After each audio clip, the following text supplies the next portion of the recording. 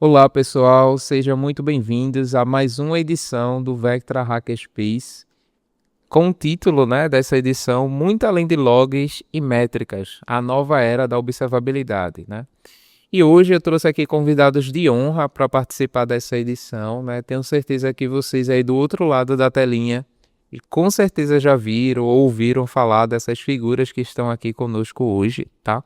Mas antes de mais nada, deixa eu me apresentar para você que ainda não me conhece, tá? Sou Gerson, trabalho na Vectra, sou gerente de operações e estou, como moderador hoje aqui do Vectra Hackerspace, tá?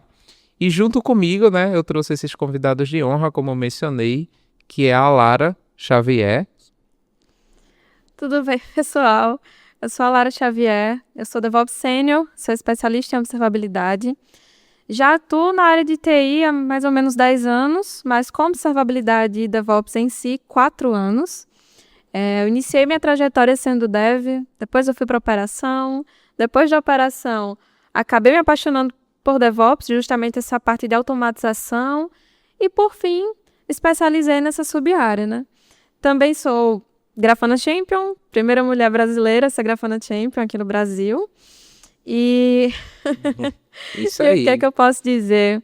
É um prazer esse convite, estar aqui com pessoas tão importantes, ter esse bate-papo e conscientizar, todo mundo sobre a observabilidade, que agora passa a ser um requisito praticamente de todos os cargos, Excelente, a nossa rainha, de observabilidade aqui no Brasil, pessoal. Esqueci de mencionar isso. E junto conosco, para participar desse bate-papo, nada mais nada menos do que nosso querido Rafael Silva. Fala aí, pessoal, como vocês estão? Espero que vocês estejam bem. Cara, que honra, né? Primeiro eu queria dizer que é uma honra estar aqui com vocês, Gerson, Lara, pessoas que eu acompanho já há bastante tempo e tenho um prazer, né, de estar aqui nesse evento, que tá muito bom. Bom, meu nome é Rafael Silva, como o Gerson disse, eu atuo TI um pouco mais do que a Lara, já estou em grau de 3 e 4 anos de atuação.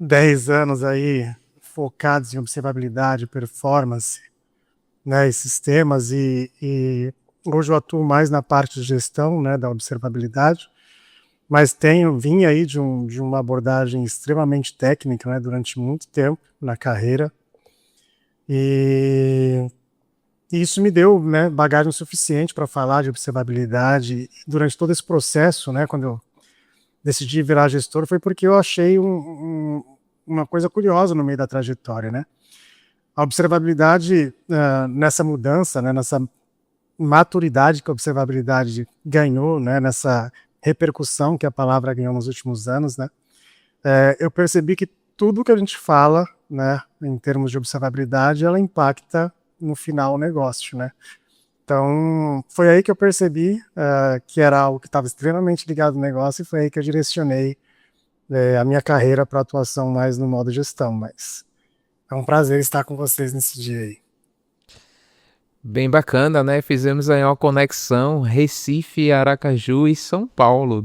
Então, estamos agora em outro nível, desse programa Hackerspace aí a nível nacional agora, Então, presencialmente, a Lara está aqui conosco no estúdio, mas também tem remotamente o Rafael lá em São Paulo, tá? Queria lembrar o pessoal que está aí do outro lado, a proposta desse programa, desse videocast, que também vai ao ar em forma de podcast, através das nossas plataformas. A proposta do Hackerspace é desmistificar a cultura hacker, tá? E muita gente associa o termo hacker a algo malicioso, tá? Mas isso está errado. Porque a cultura hack é simplesmente você pensar fora da caixa, sabe? Você pensar diferente. Então, a proposta desse programa é justamente a gente trazer temas, falar de uma forma simples, para que a gente faça toda essa transmissão, de conhecimento e conscientização, e também desmistificar esses termos, essas siglas, fazer vocês refletirem de uma outra ótica, tá? Então, é por isso que a gente está aqui hoje reunido, para falar sobre observabilidade e essa nova era da observabilidade. Mas, possivelmente, alguém que está assistindo aí deva se perguntar o que é observabilidade, né? Que bicho é esse? Isso é de comer, é de beber? O que é isso que ele está falando, né? Então, eu gostaria que vocês falassem, né, um pouco o que é observabilidade e quais são aí os pilares, né, que regem essa disciplina, né, esse conceito de observabilidade.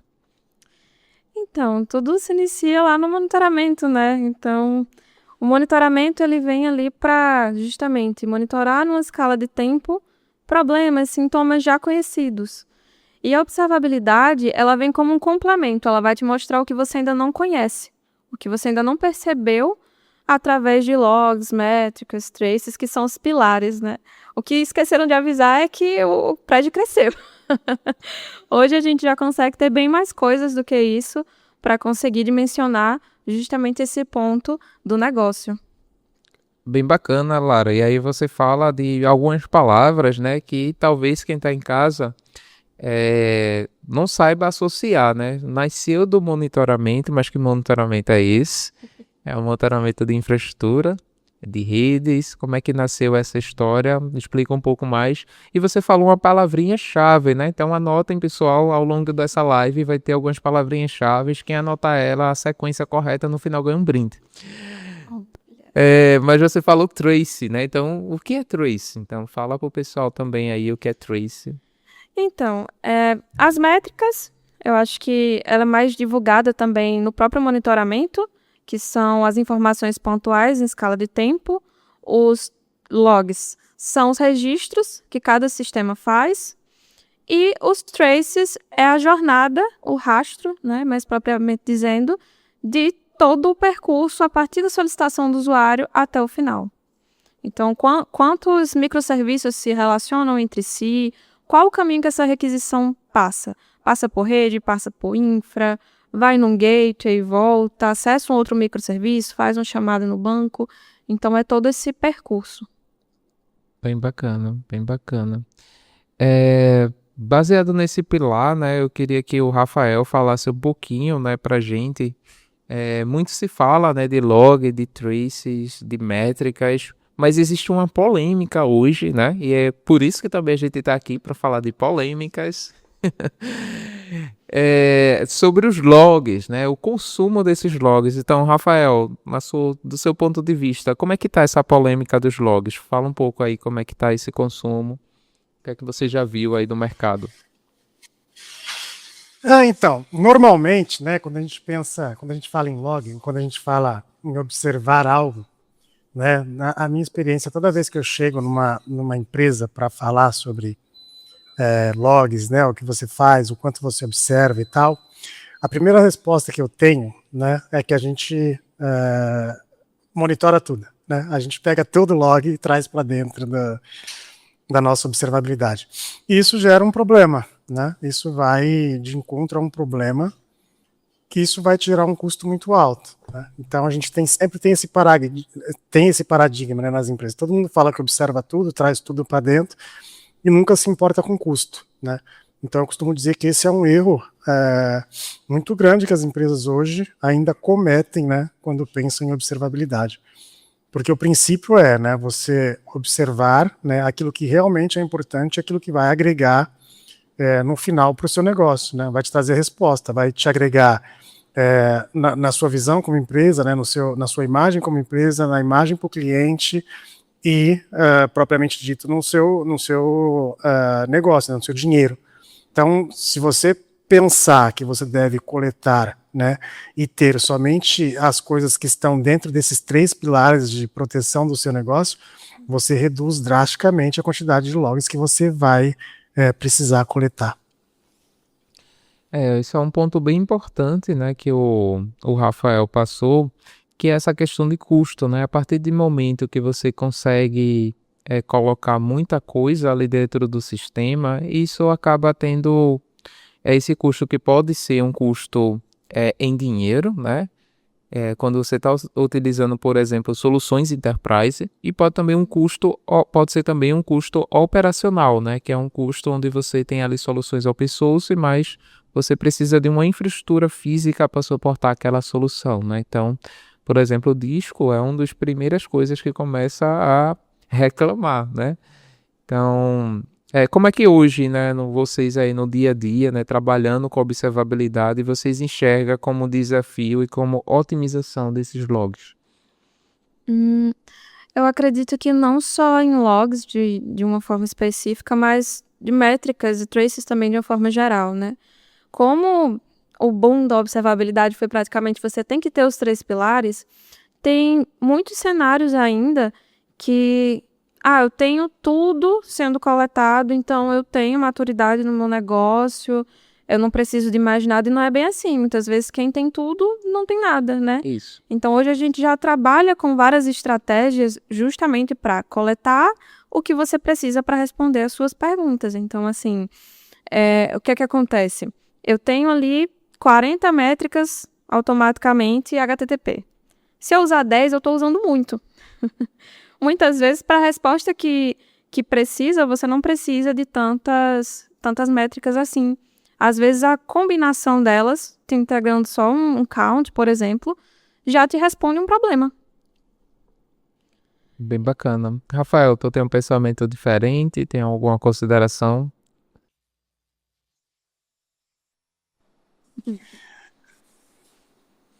Legal. Então, isso que a Lara disse, né, eu acho é muito importante quando a gente vai falar de observabilidade, né? Porque, veja, e aí pegando também o que Gerson disse, né? O custo ele não é só, de fato, o dinheiro ali na hora, né? Você vê esse custo ele se degradando ao longo do tempo. Então, se você pega aí numa métrica HTTP, como disse a Lara, né? Você tem 40, você usa 10 e já usa muito, né? Pensa no quanto você pode otimizar todo essa sua atmosfera de observabilidade, né? Se você for preciso, né? Em coletar os seus logs, suas métricas, os seus traces, né?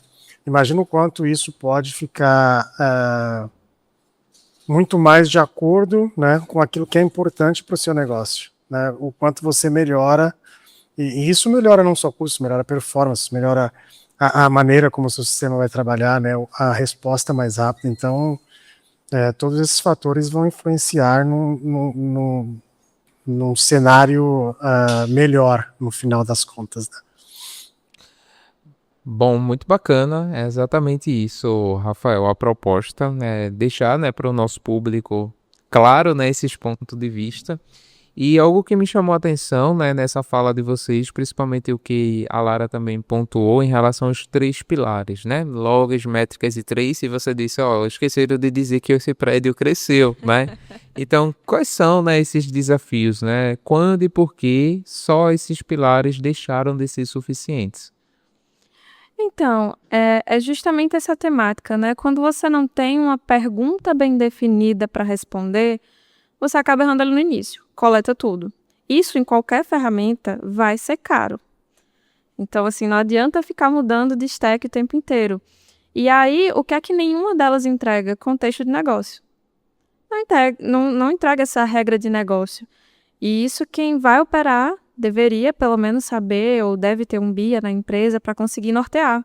Então, quais são os outros apartamentos, bem dizendo assim? A correlação entre os serviços, entre o que é que conversa com o quê, porque normalmente uma requisição antes de falhar, ela passa por 15 microserviços. Então, assim, até você encontrar o que aconteceu, precisa saber qual é o usuário que vai ser impactado. É o que está fazendo login?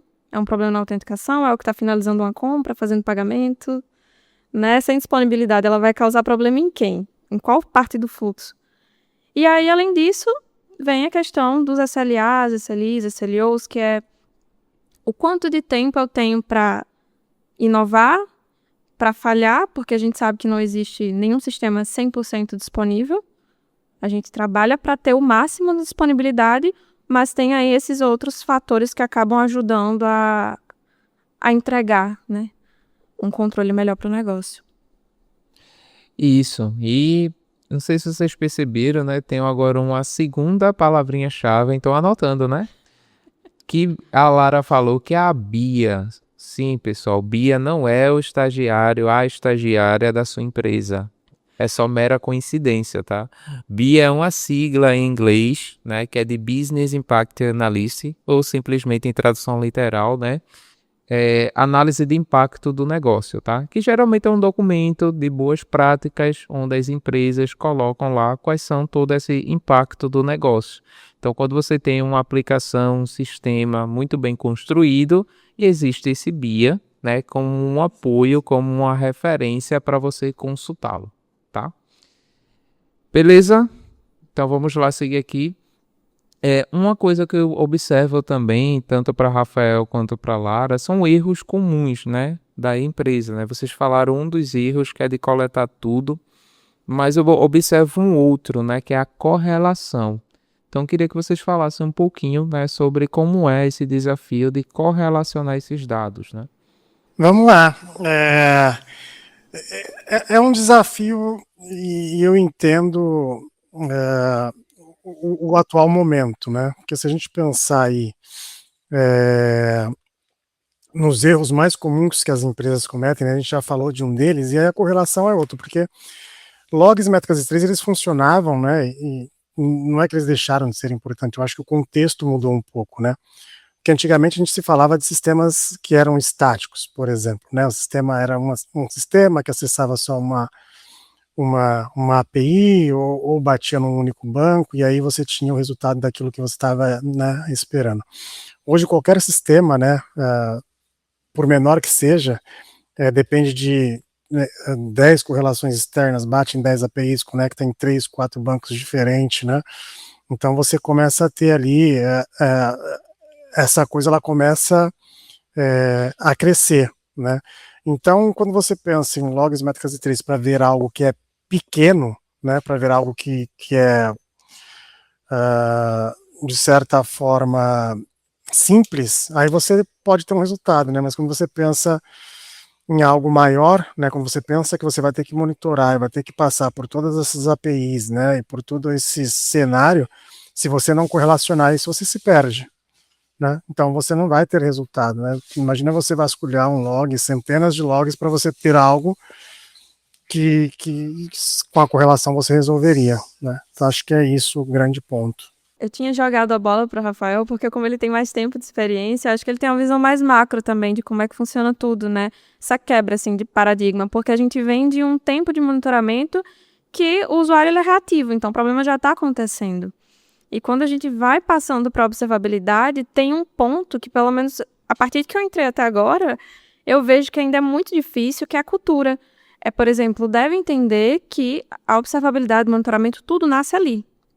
Tem o diagrama Q4 da aplicação, então a gente vai ver o que é que a gente pode monitorar aqui, né? Para conseguir ter aí uma observabilidade de ponta a ponta dessa jornada da aplicação e do usuário, o que é que vai passar pelo quê.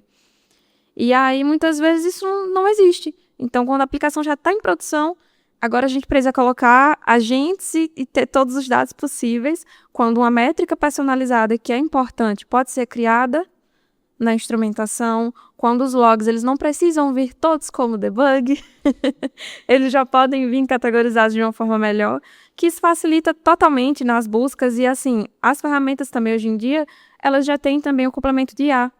Então, muitas anomalias elas já conseguem trazer, desde que lá na ponta tenha sido bem feito. Senão você vai procurar o erro, não tem nenhum erro. Exato, exatamente. Chegamos na nossa terceira palavra-chave, né? A Lara falou ali do diagrama Q4. O que é esse diagrama Q4? Então, o diagrama Q4, ele é praticamente um diagrama que mostra todas as dependências que aquela aplicação tem. Então, desde a entrada, que é a solicitação do usuário, se ele tem um gateway, se ele tem um serviço de mensageria, qual a versão.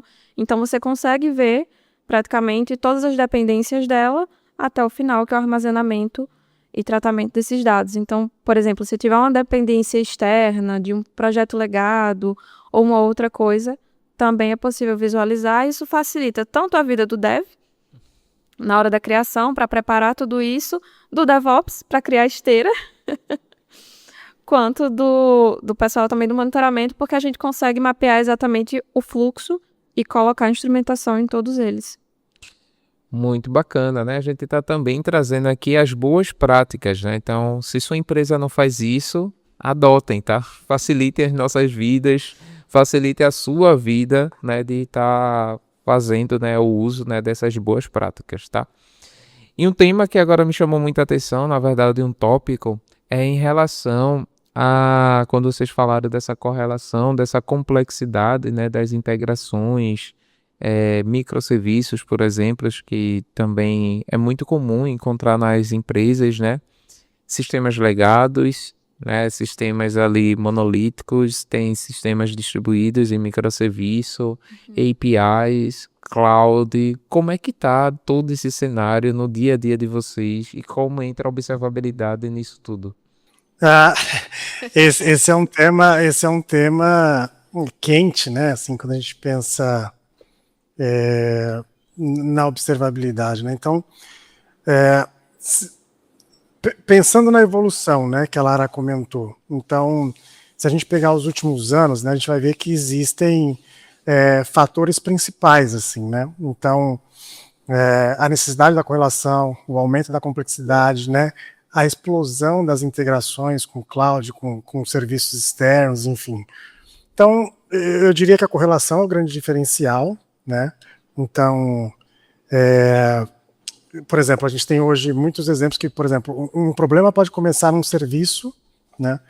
E pode impactar lá um usuário no final. Então, mas você fala, pô, mas do serviço até o usuário, né, existe um mar muito grande de coisas que acontecem, né? E de repente você não se dá conta que isso pode impactar, né? Então a correlação ela é o grande fator aí, eu acho que é a grande o seu grande aliado, né, nesse momento.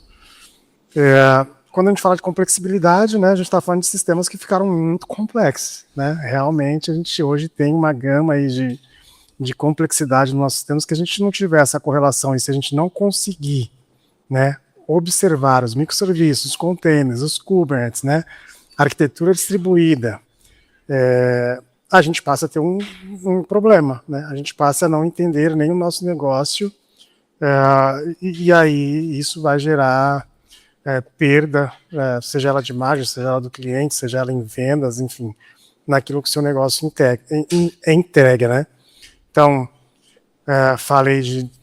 falar de cloud, né, as integrações e o cloud também que você comentou. Então, hoje a gente vive um momento muito propício, né, para falar de cloud, porque hoje a gente fala muito de sistemas híbridos, né? Então tá numa cloud aqui, tá numa cloud aqui, tá no meu on-premise, né? Isso também são fatores que impactam diretamente, né, o funcionamento da sua observabilidade. Então isso também, né, torna muito mais complexo o seu caminho até conseguir observar tudo isso, né? Então esses três, né, fatores que eu comentei, se você não tem uma correlação coerente com aquilo que seu negócio, da maneira como o seu negócio funciona e aquilo que você pretende entregar no final, você acaba tendo um grande problema no caminho. E acaba sendo um desafio assim muito grande para os SREs, né? Porque há uma briga, uma corrida para entregar mais escalabilidade, mais disponibilidade, e com isso vem os modos híbridos, vários ambientes, vários microserviços, várias réplicas, e conseguir colocar tudo isso em uma visão unificada, às vezes é bem complicado, porque a cloud ela pode te oferecer o monitoramento, mas para você utilizar a plataforma dela, senão você também não consegue todos os dados, e aí entra novamente a pergunta, o que é que você quer responder? Porque facilidades tem várias, inclusive o sonho de todo mundo, que é ter um único agente coletando tudo, sem tantas instrumentações, mas nessa velocidade que os microserviços têm ido, é muito complicado por conta de versionamento, né, compatibilidade, então às vezes não consegue, um agente de OpenTelemetry não consegue chegar num ambiente antigo, mais legado, mas já tem um outro que consegue. E aí como é que integra, como é que coloca tudo isso numa visualização única e vários data sources?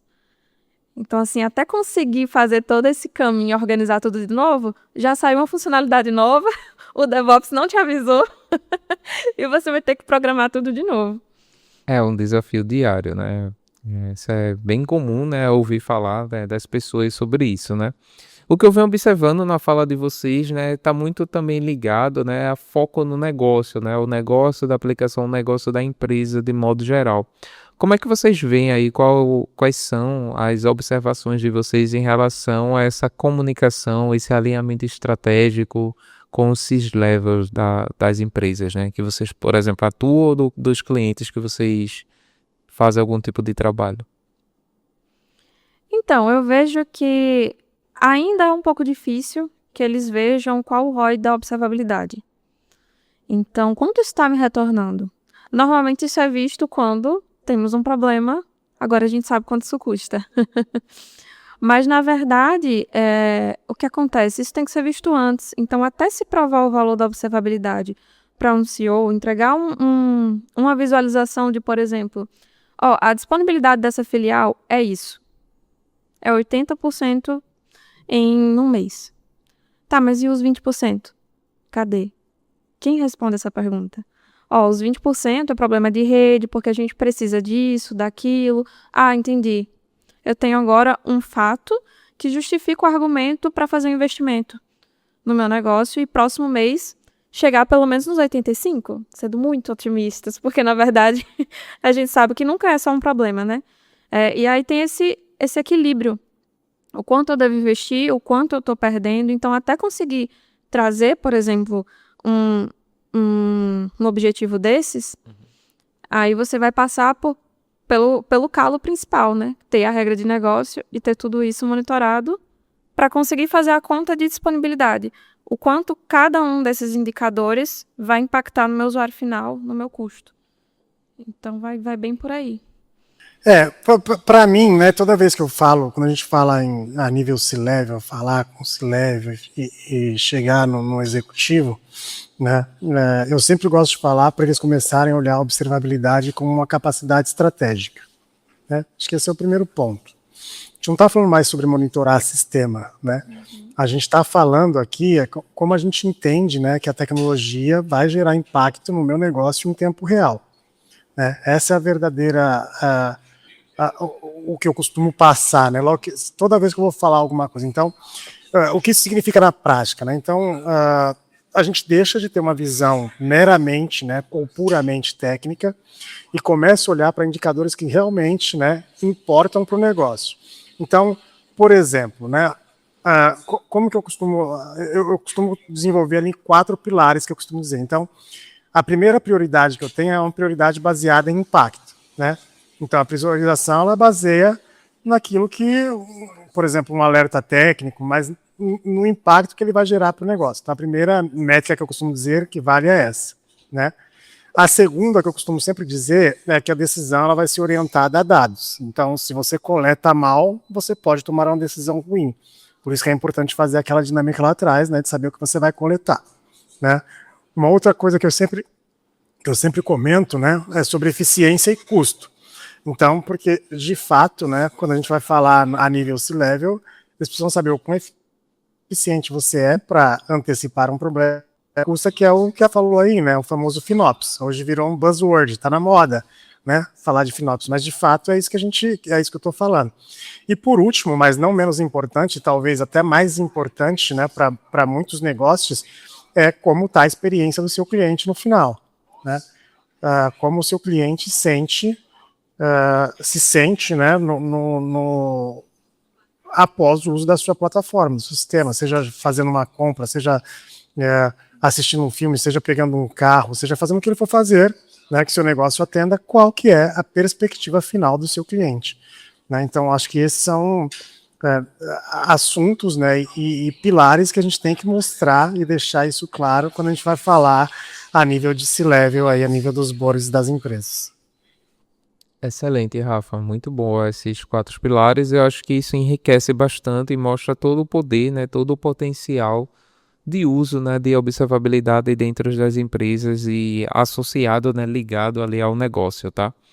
Antes de a gente avançar para outro ponto, né, queria resgatar a nossa 4ª e 5ª palavra-chave, tá? Que a Lara falou, né? Ela falou SRE, que bicho é esse, SRE? Então, SRE vem de uma sigla em inglês, né? Site Reliability Engineer, né? Um conceito utilizado bastante no Google que Em tradução direta, né, significa Engenharia de Confiabilidade de Sites, tá?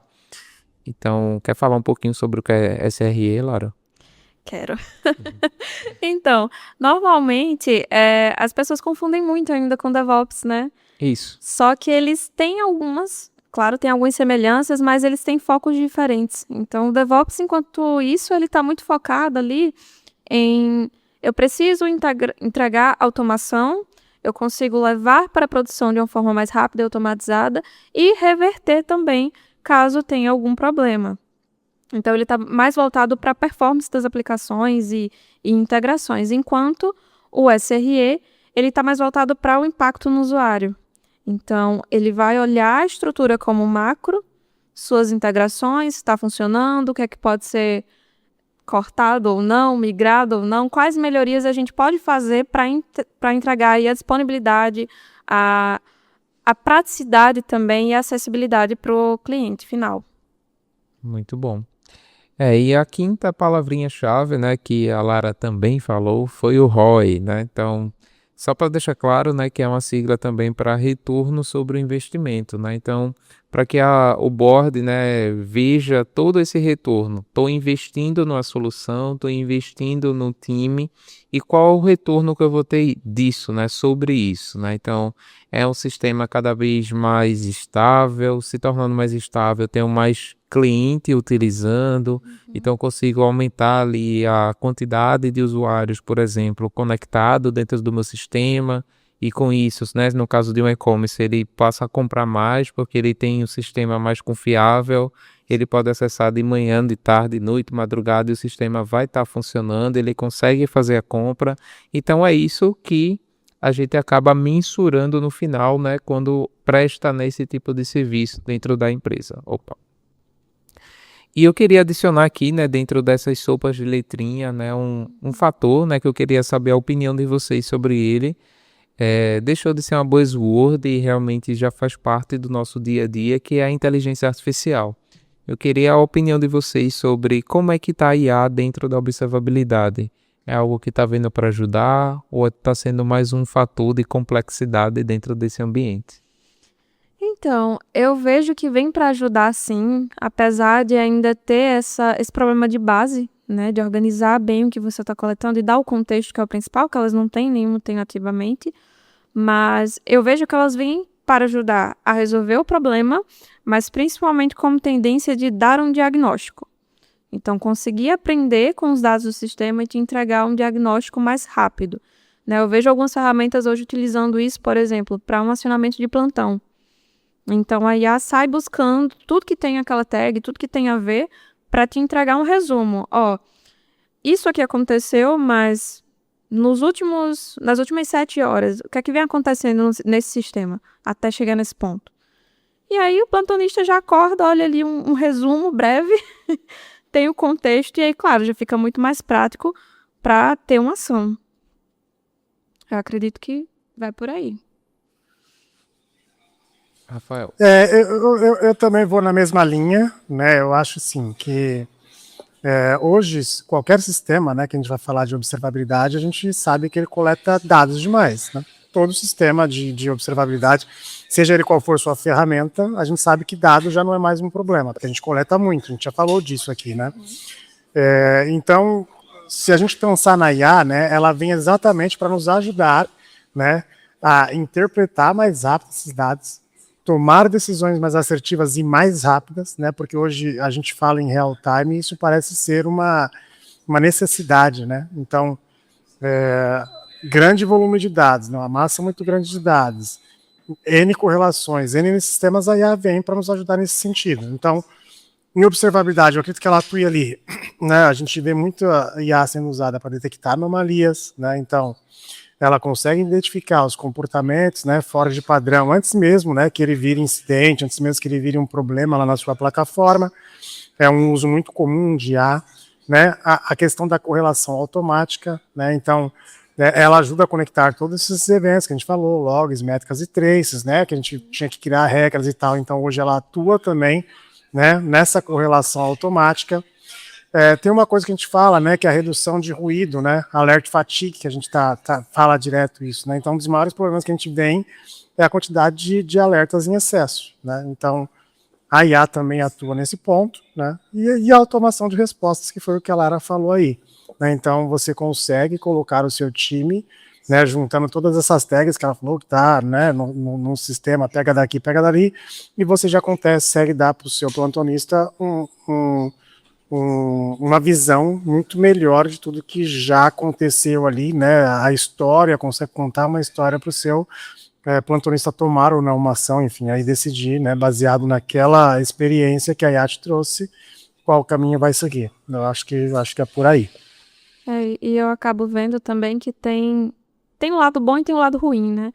Então, assim, pode trazer, claro, uma anomalia que você viu ali, certo, mas dentro da minha regra de negócio isso é normal, e ali você pode desativar o falso positivo, mas tem também o outro lado, né? Pode te alertar para uma coisa que você não estava vendo, não pensou que aconteceria. Então, assim, quantas vezes a gente nunca viu uma query, né, demorando mais do que o normal, que poderia ter sido feito um ajuste e ela própria já sugere, troca esse query aqui, que vai funcionar, vai ser mais rápido esse retorno. Esse sistema aqui está sendo chamado 3, 4 vezes em looping, isso é normal, não é? E tem também a questão da maturidade, né? Eu vejo que o Rafael também fala muito sobre isso nas redes sociais, que é a maturidade da observabilidade. Ter os problemas conhecidos monitorados, já ter um controle ali, começar a olhar a observabilidade, tratar esses dados, ter a correlação, alertas, tudo certinho com as suas dependências, e só depois começar a utilizar inteligência artificial. Nunca antes. Senão você vai ter mais ruído ainda. Né? Que eu acho que é um dos grandes problemas também. Perfeito, né? Tem um ditado bem popular, né, para quem é da área de TI, né, que é garbage in, garbage out, né? Lixo de entrada, lixo de saída. Então, nada adianta você colocar IA achando que vai resolver o problema, onde você tem todos os seus dados desestruturados, não tem o sistema monitorando tudo o que deveria, os erros conhecidos, achando que a IA milagrosamente vai resolver todos os problemas, né? Como um passe de mágica ali, coloquei IA e acabou meus problemas, né? E acho que vocês falaram algo bem importante, né? Que é a questão da maturidade, né? Acho que é outro ponto também que eu gostaria que vocês deixassem mais claro para quem está nos assistindo ou nos ouvindo, em relação à maturidade, porque também é outra expectativa que eu vejo enquanto gestor e conversando com clientes, achando que ter o serviço de observabilidade ou criar uma cultura de observabilidade é algo muito rápido e fácil, sabe? Muitos ainda têm uma mentalidade de que, não, é só contratar uma ferramenta XPTO que eu vou ter meu sistema observável. Então, eles ainda têm essa mentalidade de que a observabilidade é ferramenta. Então, queria que vocês explanassem um pouquinho mais, né, sobre essa questão. Sempre que eu vou nos clientes, eu costumo dizer que, gente, eu sou agnóstica. Então, assim, tem casos e casos. Tem aquele cliente que vai me trazer uma dor e vai me trazer, eu não quero investir tanto agora, ou meu sistema é muito pequeno ainda, eu posso investir um pouco mais. O que é que você acha que pode me retornar, pode me trazer isso de uma forma mais unificada? Olha, eu tenho esse, mas as dependências são todas legadas. Tem um agente só para fazer isso? Depende. Quais versões? Então, assim, tudo depende, né? O engenheiro de confiabilidade sempre ama esse tema, tudo depende. Depende do que é que você usa, depende do que é que você precisa, mas principalmente, qual é a sua dor hoje? O que é que tem acontecido? Aí, diante da choradeira, a gente começa. Entendi. Eu acho que é isso aqui. Vou começar a mapear quais são as possíveis causas e a gente vai instrumentar para ver o que que retorna. Então, falando de maturidade, né, eu acho que é muito o que a Lara trouxe aí, né? Então, se a gente for pensar em maturidade, né, de um sistema, a gente sabe que ele demora muito tempo para ser desenvolvido. Então, se a gente pensar em maturidade, de você ter um log técnico, né, e conseguir desse log técnico entregar para o negócio um poder de decisão, isso gera uma gama de tempo muito grande. Então, eu costumo dizer que tem alguns níveis, né, que a gente tem que começar do nível básico. Então, qual que é o primeiro nível que eu enxergo para a gente poder chegar na maturidade? Cara, é monitorar o básico. Então, monitorar lá, memória, CPU e disco, por exemplo, né? Depois a gente passa a falar de telemetria, que a gente vai entrar em logs, métricas e trace, né? Aqui, tudo que a gente já falou aqui ao longo do nosso podcast hoje. Então, depois disso, a gente começa a trazer uma observabilidade real, que a gente vai falar de correlação, a gente vai falar de análise de causa-raiz, né? A gente vai falar de troubleshooting mais eficiente. Depois disso, a gente passa para um quarto nível, que eu costumo falar que é a observabilidade aí já orientada ao negócio, aí onde você começa a chegar mais perto, né, daquilo que você quer entregar para o seu cliente final. Depois a observabilidade inteligente, que é essa observabilidade que a gente falou, que é a observabilidade de IA. Né? Então, mais uma demonstração que ela não entra lá no começo. Né? Não adianta você colocar IA no começo sem ter algumas camadas da sua observabilidade criada.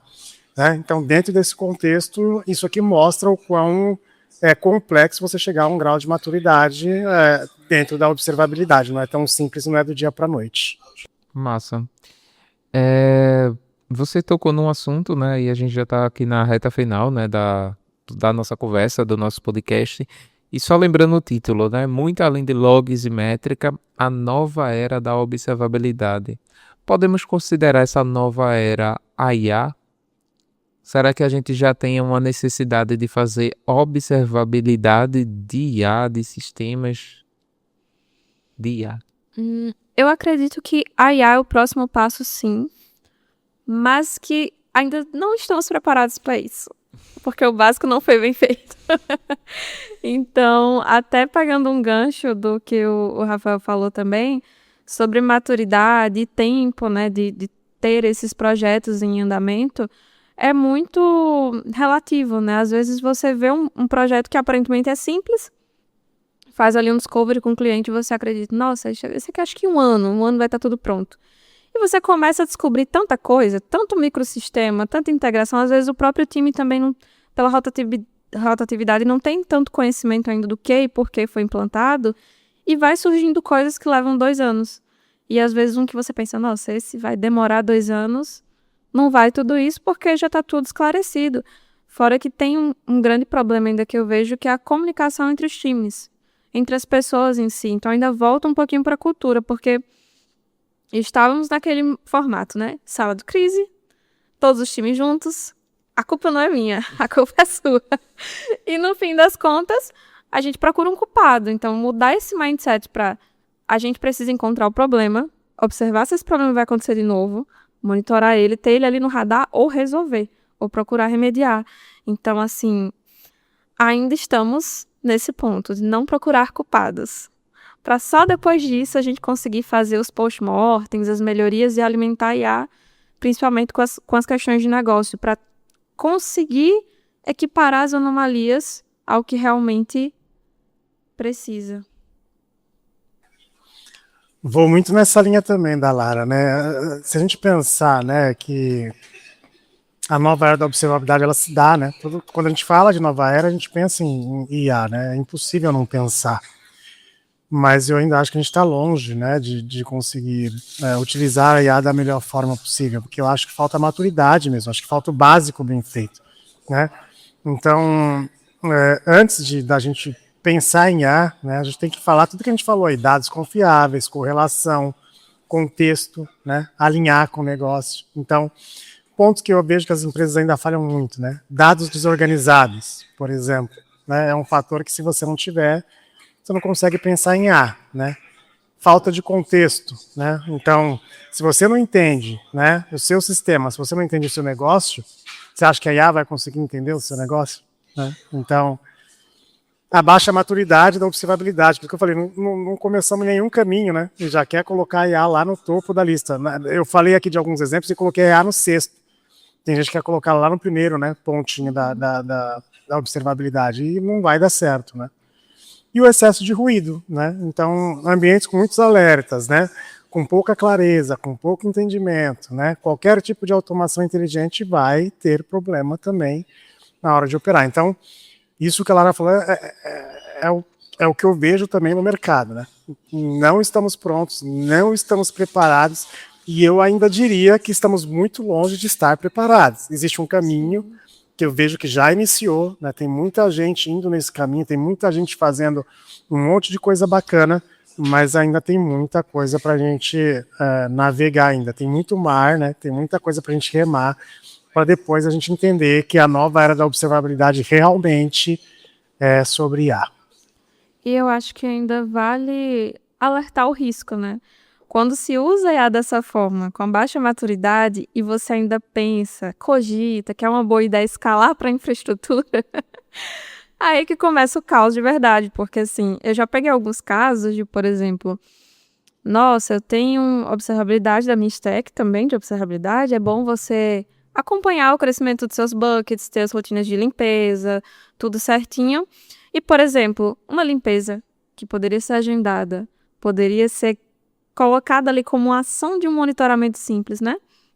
Disparou ali o alarme, já faz um scriptzinho ali só para fazer a limpeza. Colocou IA. Aí a IA, não, vamos criar mais buckets, vamos aumentar as réplicas, vamos fazer a festa. Porque eu acho que é. E não sabe que poderia ter sido feita essa rotina, poderia ter sido pensado antes. Então, vai escalando também a confusão. Isso bem bacana, pessoal. Agradeço aí a discussão, foi bem rica, né? Eu acho que concordo com vocês e acho que quem está nos assistindo ou nos ouvindo também concorda que existe uma estrada ainda pela frente, mas IA não é futuro, né? IA já é presente e isso já entra nesse caldeirão de complexidade que a gente lidar no nosso dia a dia, né? Para finalizar, eu gostaria que vocês, né, deixassem uma recomendação, né, de estudos para quem está começando nessa área de observabilidade, por onde começar, como estudar, quais são as boas práticas e, na opinião de vocês, o que é que vocês têm em mente, né, aí de futuro da observabilidade? Se eu posso dar um recado, acho que diante de todo esse cenário, a gente bateu muito na tecla de básico bem feito. Então, se você está começando agora em observabilidade, não foque em ferramenta. Ferramenta é o meio. É como você vai usar ela para conseguir aquela informação. Foque na dor. Eu tenho esses problemas que eu sei que acontecem. Como é que eu faço para monitorar esses problemas? Eu preciso monitorar todo um parque de máquinas, eu preciso chegar e pegar um IP tal. Tudo que é IP hoje em dia, até o que não tem IP também é monitorável. Então, assim, o que é que eu preciso aqui dos problemas que eu conheço? Aí depois disso você vai escolher qual a melhor ferramenta de acordo com as versões, se é antigo, se não é, se é VM, se é cloud, e por aí você vai estruturando. Eu acho que é isso, tipo assim, tem o básico bem feito, porque começando com a base limpa, bem feita, sem chuva de alertas, você tem que olhar o alerta e resolver o problema. Não ter vários ali com... Ai, vou jogar mais uma palavra. O MTTR alto. Que é o tempo de recorrência para resolver um problema, né? Então, às vezes, você ali em um mês já resolveu aquele problema 10 vezes. Quanto tempo tu perdeu? E aí, se você for mensurar o quanto isso impactou no final, poxa, era um tempo que uma ação corretiva ou escalar esse problema para realmente ter um investimento ali naquela iniciativa te liberaria tempo para fazer uma outra ação. Então, assim, às vezes teu time não está sobrecarregado. Ele só não está interpretando os alertas. Tem muito isso também. E sua perspectiva de futuro com observabilidade? A perspectiva de futuro... o que é que eu posso dizer? Eu acho que ter mais esse contexto de IA e negócio. Elas precisam conversar mais do que nunca. Então, assim, tem essa busca frequente por retorno em observabilidade. Eu quero relatórios, eu quero saber, o meu sistema ficou 1 minuto disponível. Isso foi 10 mil, foi 5 mil? O que é que eu precisaria ter feito? Isso não vai cortar pessoas. Mas isso vai trazer justamente o que o Rafael defende, o posicionamento estratégico, do que investir. Perfeito. Rafa, quais são as suas considerações finais, dicas aí de estudo para quem está começando agora, né? E também sua perspectiva aí de futuro com a observabilidade? Legal. Falar depois da Lara tá fácil, né? Porque ela coloca tudo que tudo que é perfeito aí nas falas, então eu vou só aqui na. Eu gostei dessa estratégia de falar depois da Lara. Me convide para mais eventos assim, Lara, falando depois de você. Isso é bom, isso fica mais simples, mas se eu posso contribuir aqui, né, porque ela falou exatamente o que ela falou, né? Começar do básico. Então, se a gente falar de observabilidade, né, o que é básico? É sistema? É o software que você vai usar? Escolher um vendor bom? Não, porque vendor a gente tem um para cada dor no mercado, um que promete uma coisa, outro que promete outra. Então, isso, na verdade, não vai te impactar de cara. Então, se eu posso dar conselho se você vai observar algo, se vai observar um sistema, você tem que entender como esse sistema funciona. Isso é o básico, né? Como que os sistemas funcionam, né? A segunda coisa, dominar as coisas que a gente falou que é básico, logs, métricas e trace, né? Como funciona, né? O que cada um faz, entender a fundo, né? O que você pode tirar de cada um. E o terceiro, que aí eu acho que é o que mais te dá maturidade, né? É praticar com problemas reais, né? Então, antes de qualquer ferramenta, é praticar isso, né? Entender, viver isso, né, na pele, passar por uma situação real. Eu acho que isso é o caminho, né? Como em qualquer outro mecanismo. Você não vai começar a estudar medicina perguntando de equipamentos, você vai estudar o corpo primeiro, né? Então, eu acho que também para observabilidade é exatamente isso, né? Então, estudem o básico, entendam como funciona, logs, métricas e traces, aquela trinca ali, aquele pilar, cara, e trabalhem com aquilo que acontece na vida real, né? Eu acho que é isso que vai te dar bagagem suficiente para daí você pegar qualquer ferramenta de mercado e destrinchar e se dar bem no mundo da observabilidade. Agora, com relação, né, acho que você fez a pergunta do que eu enxergo, né, Isso, a perspectiva de futuro, né? Exatamente.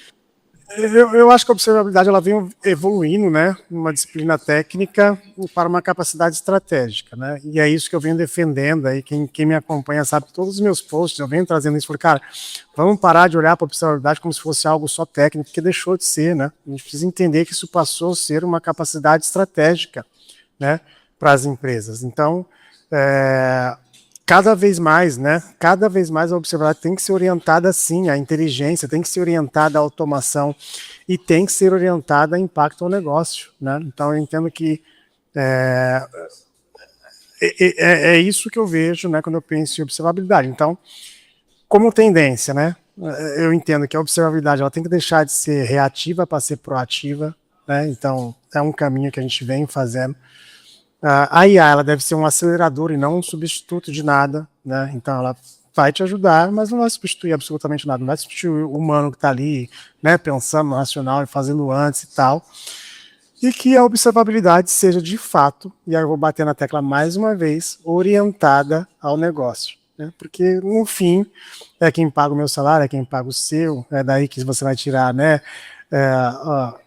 a capacidade de crescer dentro de uma corporação, da empresa crescer. Então, sempre muito focada naquilo que o negócio entrega, seja lá em venda, seja para o seu cliente, seja na percepção, né, na sua marca, enfim, no que faz o seu negócio crescer. Muito bom mesmo. Acho que foi um momento bem rico, né? O pessoal que está assistindo, acho que pode concordar com isso. Quem concorda, respira. Bom, eu queria agradecer a vocês, tá? Pelo desafio, por estarem aqui nesse bate-papo, né? Acho que foi um momento muito bom. Deu pra gente aprender mais aí sobre a observabilidade, os desafios, que nada é muito simples, que existe sim complexidade, que existe sim a necessidade de observabilidade e negócio andarem lado a lado para que a gente tenha o ROI, né? Para que a gente possa ter esse olhar, né, de investimento, de oportunidade, de melhoria, bem como todo o benefício de utilizar, né, e fazer prática dessa cultura, tá? Então, eu queria agradecer mais uma vez, Lara, pela sua presença, tá? Um momento muito bacana. Imagina, eu que agradeço a oportunidade, o espaço. né? Eu não encontrei o Rafael presencialmente, mas sempre a gente se acompanha no LinkedIn. Então, assim, é um espaço também de reencontros. E eu acho que é isso, né? Vamos continuar aí, tanto palestrando quanto participando de podcasts, difundindo o máximo da palavra de observabilidade Sim. e desmistificando também. Queria agradecer, né? Fica aqui um agradecimento a você, Gerson, por abrir o espaço, a Lara por trazer essa visão, né? Eu acho que o título aí de Rainha da Observabilidade é muito, mas muito bem entregue, de verdade. Eu acho que eu venho conversando com muita gente de mercado e, cara, foi um prazer enorme estar aqui, né? E dividir esse momento com a Lara. Eu vejo que a maturidade com que ela fala da observabilidade, dá até gosto de ficar aqui, ficaria aqui horas conversando com vocês. Foi um imenso prazer de verdade, espero ter colaborado. E como a Lara disse, né? Vamos difundir a cultura, vamos falar cada vez mais, vamos bater nessa pedra, vamos quebrar essa rocha. E conte com a gente aí pro que precisar. A gente vai se acompanhando, a gente vai se seguindo, a gente vai se falando aí. Muito bom. Vou deixar aqui na descrição, tá? As redes sociais, tanto da Lara quanto do Rafael, para vocês acompanharem. E é isso, pessoal. Agradeço por acompanhar aqui mais uma edição e até a próxima. Tchau, tchau.